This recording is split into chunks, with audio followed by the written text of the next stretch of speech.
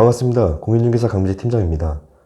최근에 6.17 부동산 대책이라고 해서 21번째 부동산 대책이 나왔습니다. 한편으로 조금 씁쓸하면서도 다음에는 또 어떤 규제가 나올까, 혹시 완화되지는 않을까라는 기대 심리도 같이 공존하는 것 같은데요. 그만큼 이번 대책은 굉장히 강력했습니다. 여러 규제들이 나왔는데 그 중에서도 규제 지역이 수도권 전역으로 확대된 소식을 중점으로 살펴보도록 하겠습니다. 이번 대책에 대해 정확한 이해가 필요하신 분, 특히 본인이 거주하고 있는 지역 혹은 거주 계획이 있는 지역이 규제 지역으로 지정되는 바람에 그 규제 지역의 정확한 이해가 필요하신 분들이라면 준비한 영상을 끝까지 시청해 주셨으면 합니다. 그럼 지금부터 바로 시작합니다.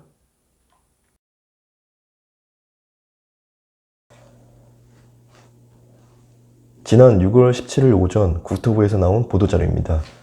국토교통부와 기획재정부 등 관련 부처 합동으로 주택시장 안정을 위한 관리 방안이라고 해서 21번째 부동산 대책, 6.17 대책을 발표했습니다.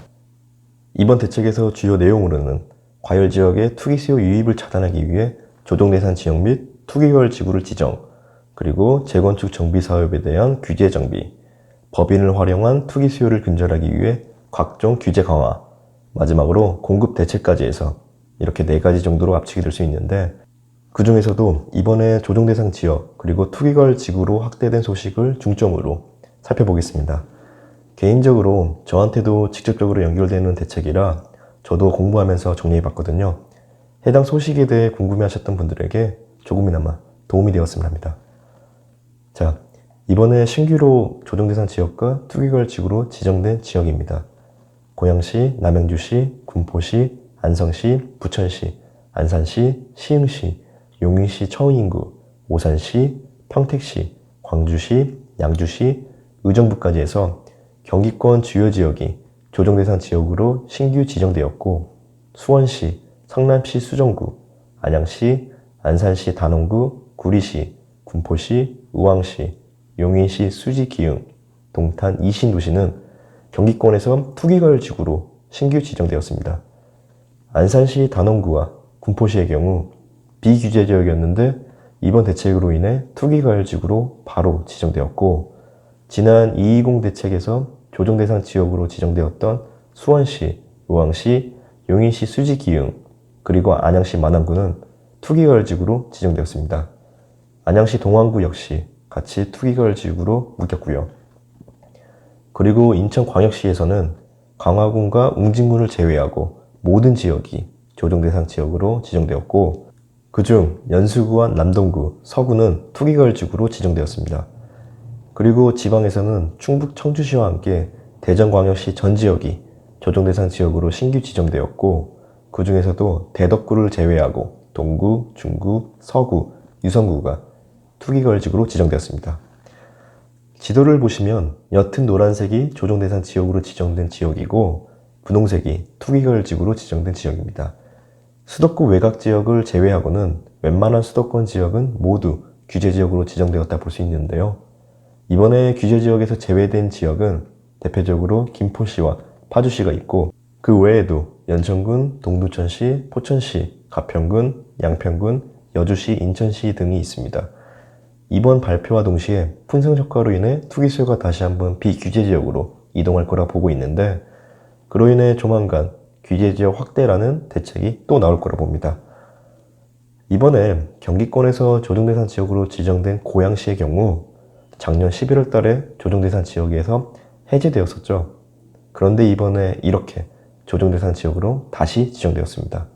그리고 개인적으로 조금 의아한 건 안성시와 양주시마저도 조정대상 지역으로 묶였다라는 겁니다. 반면 부산광역시는요. 참 아이러니하죠.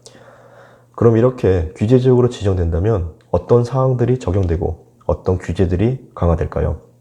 가장 먼저 대출 규제가 가장 크지 않을까 보고 있는데요.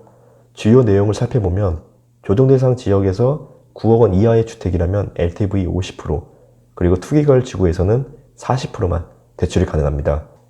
예를 들어 5억 원 아파트를 매매한다고 가정했을 때 전에 비규제 지역이었을 때는 LTV 최대 70%까지 가능해서 대출이 3억 5천만 원까지 나왔으니까 1억 5천만 원의 실입주금, 즉 자금이 필요했었습니다. 그런데 이번에 조정대상 지역으로 묶였다면 LTV 50%인 2억 5천만 원의 대출이 나오니까 그 절반인 2억 5천만 원의 입주금이 있어야 되고, 투기가율 지구로 묶였다면 LTV 40%인 2억 원만 대출이 나오니까 남은 3억 원의 입주금이 필요하다는 계산이 나옵니다. 이렇게 최소 2배에 가까운 자금이 더 필요하게 된 것입니다. 그런데 또 이런 생각을 하는 사람들도 있을 거예요. 이번 대책도 저희한테는 큰 타격이 없어요 라고 말입니다. 그런 분들은 재정 상황이 좋거나 자금 계획에 큰 문제가 없으니까 별 타격이 없다라고 말할 수 있는데, 그런데 일반 서민층, 그러니까 내 집 마련을 할 계획으로 차근차근 자금을 모으고 있는 분들이나 전세에서 매매로 플랜을 계획 중인 분들 대부분은 재정 상황이 그렇게 넉넉하지 않다라는 겁니다. 이렇게 무주택에서 1주택으로 내 집 마련을 하기 위해서는 자금 계획을 다시 세워야 된다라는 의미입니다. 결국 내 집 마련을 하기 위해서는 앞으로 더 시간이 필요하다라는 거겠죠. 최근에 전월세 무한 연장법이 발의된 건 다들 아실 겁니다. 이렇게 임대차 기간을 무기한으로 연장해줄 법안이 있으니까 무주택자들은 계속 전월세만 살으라는 의미인가요? 아무튼 제도 보완이 절실해 보이고 실수요자를 위한 세심한 정책이 필요해 보입니다. 자, 그리고 전입 의무 및 처분 조건도 강화되었는데요. 무주택자의 경우 투기가율 지구에서 시가 9억 원 초과주택을 구입 시 주택담보대출, 주담대를 받는다면 1년 내 전입 의무가 있었고, 조정대상 지역에서는 2년 내 전입 의무가 있었는데, 이제부터는 투기가율 지구, 조정대상 지역 등의 규제지역 내에서 주택을 구입 시 주담대를 받는 경우에는 주택가격 관계없이 6개월 이내에 전입해야 된다고 합니다. 그러니까 규제지역으로 지정된 지역 내에서 무주택자가 주택을 구입하면서 담보대출을 받는다면 가격 관계없이 6개월 안으로 전입해야 된다라는 의미입니다. 만약 전입을 하지 않은 경우에는 대출 약정 위반으로 대출을 상환하고, 대출을 받은 차주는 향후 3년간 주택 관련 대출이 제한된다고 합니다. 그리고 1주택자의 경우 원칙은 규제지역 내에서 신규주택 구입을 위한 주담대가 금지되는데, 외외적으로 주담대를 받는 경우에는 투기가율 지구에서는 1년 내, 그리고 조정대상 지역에서는 2년 내 기존 주택 처분 및 신규주택 전입 의무가 그 조건이 있었습니다. 그런데 이제부터는 1주택자가 규제지역 내에서 주택담보대출 주담대를 받는 경우에는 그 기간이 6개월 내로 단축됩니다. 그리고 보금자리론을 받는 경우에는 3개월 내 전입해야 되고 1년 이상 실거주해야 된다고 합니다. 최소 1년 이상은 거주하라는 거죠. 이는 다음 달부터 바로 적용되며 의무 위반 시 대출금을 회수한다고 합니다. 그리고 이 부분 역시 중요하다고 볼 수 있는데요. 갭투자 방지를 위한 전세자금 대출 보증 이용 제한도 강화된다고 합니다.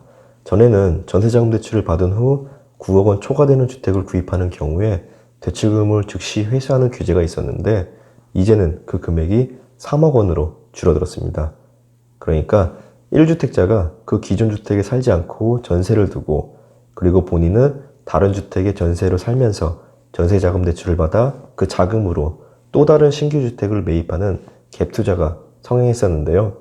이제는 이렇게 전세자금 대출을 받은 후 투기지역에 3억 원 초과되는 아파트를 구입하는 경우에는 전세대출금을 즉시 회수한다고 합니다. 그리고 자금조달 계획서 제출 의무도 강화되었는데요. 투기가율 지구 및 조정대상 지역에 해당되는 지역은 거래가격 무관하게 자금조달 계획서를 제출하라고 합니다. 전에는 3억 원 이상 되는 주택부터 적용됐었는데, 이제는 거래가격 무관하게 자금조달 계획서를 제출하라고 합니다. 그리고 투기가율 지구에서 주택거래 신고 시 거래가격과 무관하게 자금조달 계획서 증빙 자료를 첨부하라고 하는데요. 전에는 9억 원 초과되는 주택에만 증빙자료 제출 의무가 있었습니다. 그런데 이제부터는 거래가액 무관하게 증빙자료를 첨부해야 된다고 합니다. 그러니까 5, 6천만 원대의 오래된 9억 빌라를 매매하더라도 그 지역이 투기가율 지구로 지정된 지역이라면 자금조달 계획서를 제출하고 그에 따른 증빙자료까지 첨부하라고 합니다. 이 부분 역시 상식적으로 참 이해가 안 되는 부분이긴 합니다. 그 외에도 2주택 이상의 다주택자에게는 양도세 중과세, 그리고 종부세 추가과세가 적용됩니다.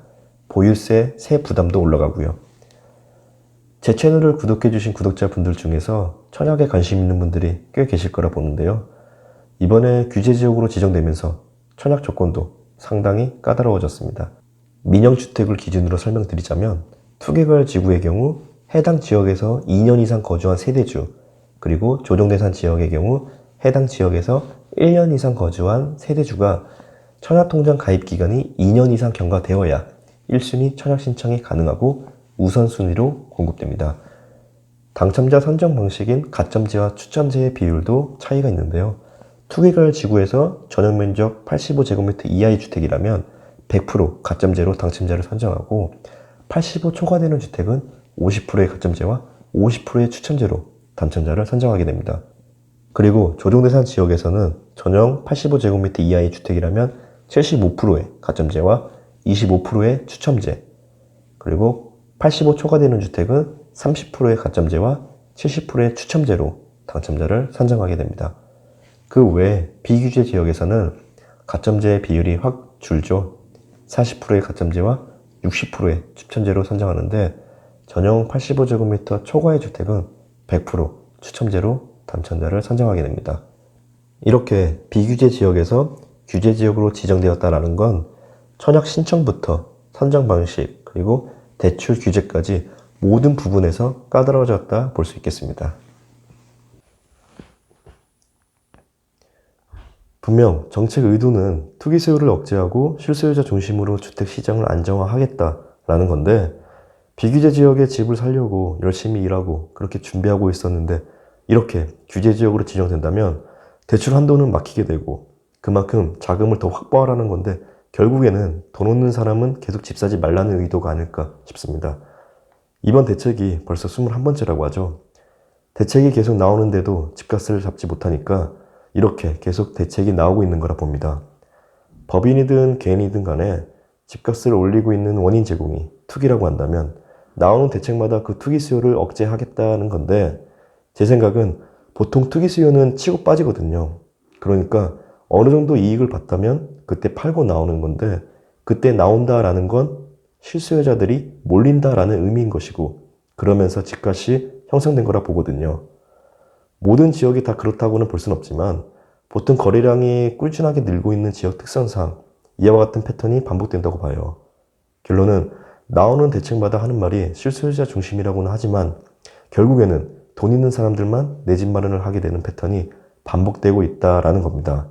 이번에 나온 대책은 그간 나왔던 대책들 중에서 가장 강력하다고 볼 수 있습니다.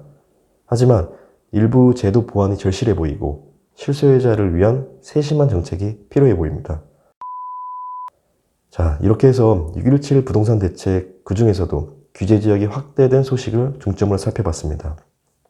본인이 거주하고 있는 지역이 규제 지역에 포함되는지 그리고 앞으로 매수할 지역이 규제 지역인지 한번 체크해 보시고 더 중요한 건 대출 규제 관련해서 소급되는 부분이 있을 수 있으니까 그 부분에 대해서는 세무사에서 상담을 받아보시기 바랍니다. 오늘 영상은 여기까지입니다. 끝까지 시청해 주셔서 감사합니다.